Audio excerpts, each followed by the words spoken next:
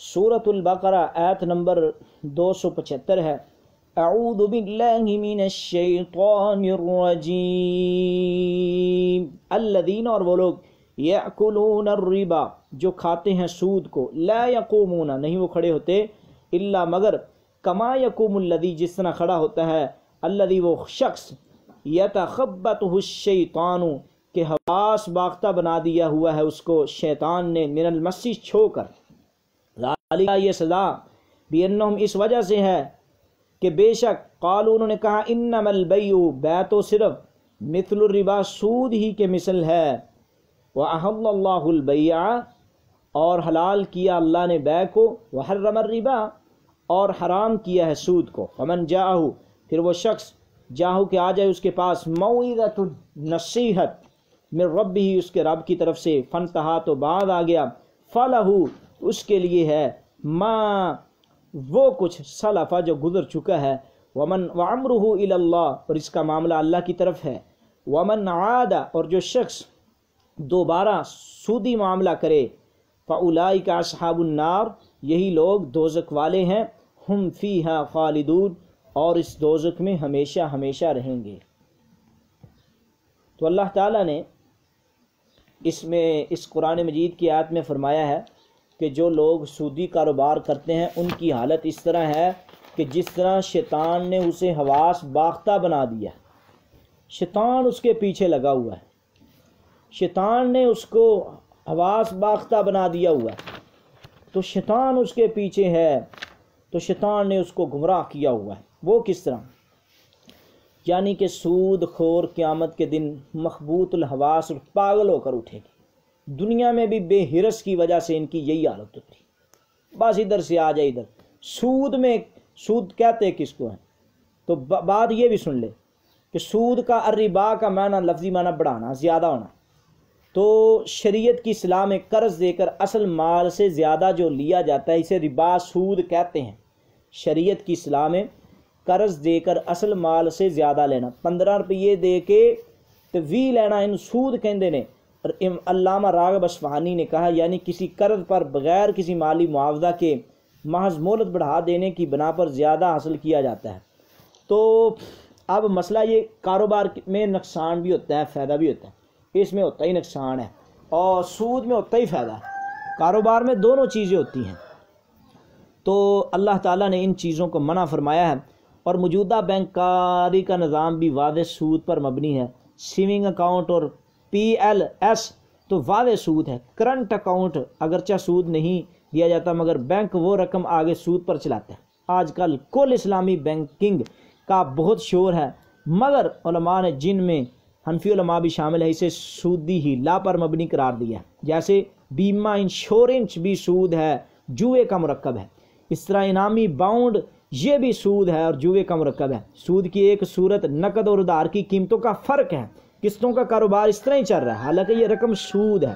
مثلا ایک شخص، میں تمہیں 1000 روپے ادھار اور قرض میں 1100، تو یہ سود ہے۔ آگے اللہ نے فرمایا ذالک بانہم قالوا انما البیع مثل الربا، یعنی ان کی حالت یہ ہے کہ انہوں نے بیع یعنی فروخت کو بھی سود جیسا قرار دیا۔ تو یہ وہ گمراہ ہے۔ یتخبطہ الشیطان کا مطلب شیطان کا اس آدمی کو نقصان پہنچایا، اس نے کہا اگر سودی کاروبار نہیں کروں گا تو میں تو پھر دنیا میں چل ہی نہیں رہ سکتا۔ تو اللہ نے فرمایا ومن عاد فاولئک اصحاب النار، جو حد سے بڑھے گا وہ جہنم میں۔ آگے پیچھے ایک آیت رہ گئی ہے، اس کا ترجمہ بھی سن لے۔ الذین، وہ لوگ، اموالہم، ینفقون اموالہم باللیل والنہار، جو خرچ کرتے ہیں اپنے مالوں کو دن اور رات، سرا وعلانیہ، چھپا کر علانیہ طور پر، فلہم اجرہم عند ربہم، ان کے لیے ان کا اجر ہے، ولا خوف علیہم ولا هم یحزنون، نہ ان کے پر خوف ہوگا نہ وہ غمگین ہوں گے۔ تو آگے اللہ تعالیٰ فرماتے ہیں یمحق اللہ الربا، مٹاتا ہے اللہ سود کو، ویربی الصدقات، اور صدقوں کو اللہ تعالیٰ زیادہ کرتا ہے، بڑھاتا ہے، واللہ، اور اللہ تعالیٰ، لا یحب، نہیں وہ پسند کرتے، کل کفار، ہر سخت اثیم اور سخت گنہگار اور سخت نشکرے کو اللہ تعالیٰ پسند نہیں کرتے۔ تو یمحق اللہ الربا یعنی کہ سود کا مال بظاہر جتنا بھی بڑھ جائے حقیقت میں نہیں بڑھتا، جس طرح کہ اللہ تعالیٰ نے فرمایا ہے کہ وما آتیتم من ربا لیربو فی اموال الناس فلا یربو عند اللہ، جو کوئی سودی قرض تم اس لیے دیتے ہو کہ لوگوں کے مال میں بڑھ جائے تو وہ اللہ نہیں بڑھنے دیتا۔ تو پھر بھی لوگوں کو یقین نہیں آتا. تو رسول اللہ نے فرمایا سود کا کتنا ہی بڑھ جائے انجام اس کا قلت ہی ہوگا. اس سے بڑھ کر اب وعید کیا ہوگی؟ رسول اللہ صلی اللہ علیہ وسلم کی یہ مسند احمد کی حدیث نمبر 4025 نمبر پر ہے. تو لعنت ہے سودی کاروبار. سودی کاروبار کی وجہ سے رسول اللہ صلی اللہ علیہ وسلم نے فرمایا جو شخص پاک کمائی میں ایک کھجور بھی صدقہ کرے اور اللہ تعالیٰ مال کو قبول کرتا ہے، اسے دائیں ہاتھ میں قبول فرماتا ہے، پھر اسے صدقہ کرنے والے کے لیے اس طرح پالتا پوستا ہے جس طرح تم میں سے کوئی گھوڑی کے بچے کو پالتا ہے، حتیٰ کہ وہ صدقہ پہاڑ کی طرح ہو جاتا ہے. کہ کلّ کفار یعنی مالدار ہو کر محتاج کو قرض بھی مفت نہ دے جب تک کہ سود نہ رکھ لے. یہ نعمت کی نشکری نہیں ہے تو اور کیا ہے. تو آگے اللہ تعالیٰ فرماتے ہیں ان الذین بے شک وہ لوگ آمنوا جو ایمان لائے وعملوا الصالحات اور نیک اعمال کیے واقاموا الصلاۃ اور انہوں نے نمازوں کو قائم کیا، زکاتیں دی، لہم اجرہم عند ربہم ان کے لیے ان کا اجر ان کے رب کے ہیں، ولا خوف علیہم ولا هم يحزنون نہ وہ خوف ہوگا ان کو نہ وہ غمگین ہوں گے. تو اللہ تعالیٰ نے جہاں اللہ تعالیٰ بیان کرنا چاہتے ہیں پہلے بھی کھاؤ پیو حلال کا، تاکہ نمازیں بھی قائم کرنی ہیں، زکاتیں بھی دینی ہیں تاکہ وہ نمازیں آپ کی قبول ہوں. تو یہ جو کام کرنے والا ہے تو آگے اللہ فرماتے ہیں یا ایھا الذین آمنوا اے وہ لوگوں جو ایمان لائے ہو اتقوا اللہ تم ڈر جاؤ اللہ سے، وذروا چھوڑ دو ما بقی من الربا جو باقی ہے سود، ان کنتم مومنین اگر تم ہو مومن. تو سودی کاروبار کو چھوڑ دینا چاہیے اور سودی کاروبار کا گناہ بہت بڑا گناہ ہے. فَإِن لَمْ تَفْعَلُوا پھر اگر تم نے نہ چھوڑا سودی کاروبار کو فَأَذَنُوا بِحَرْبٍ مِّنَ اللَّهِ تو پھر اللہ اور اس کے رسول کی طرف سے بڑی جنگ کا اعلان سے آگاہ رہو. وَإِن تُبْتُمْ اور اگر تم توبہ کر لو فَلَكُمْ رُؤُوسُ أَمْوَالِكُمْ تو تمہارے لیے تمہارے اصل مال ہیں، لَا تَظْلِمُونَ وَلَا تُظْلَمُونَ نہ تم ظلم کرو گے، وَلَا تُظْلَمُونَ اور نہ تم پر ظلم کیا جائے گا. وَإِن كَانَ ذُو عُسْرَةٍ اور اگر ہے کوئی تنگی والا ذو عسرۃ کوئی تنگی والا ہو تو فنادرۃ الی میسرہ اللہ اگر کوئی تنگی والا ہو تو آسانی تک مہلت دینا لازم ہے.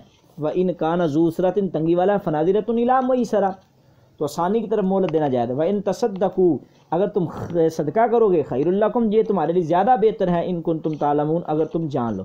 تو جاہلیت میں قرض ادا نہ کرنے کی صورت میں سود در سود اصل رقم سے بڑھتا چلا جاتا تھا. تو یہ اسی بات کی طرف اشارہ ہے جس طرح کہ برادر رضی اللہ تعالیٰ عنہ نے فرمایا رسول اللہ کو فرماتے ہوئے سنا کہ جس نے کسی تنگ دستی کو مہلت دی تو اسے ہر دن اس قرضے کے برابر ثواب ملے گا. یہ مسند احمد کی روایت ہے. تو مہلت دینے سے اللہ تعالیٰ اجر دیتے ہیں. تو آگے فرمایا واتقوا تم ڈر جاؤ یومن اس دن سے ترجعون فیہ اللہ جس تم اللہ کی طرف لوٹنا ہے. سودی کاروبار کو چھوڑو اور کسی کو قرض دینا ہے اس کو تنگ نہ کرو. ثم توفی کل نفس ما کسبت پھر پورا کیا جائے گا ہر نفس کو جو اس نے کمایا ہے. وہم لا یظلمون اور ظلم نہیں کیا جائے گا.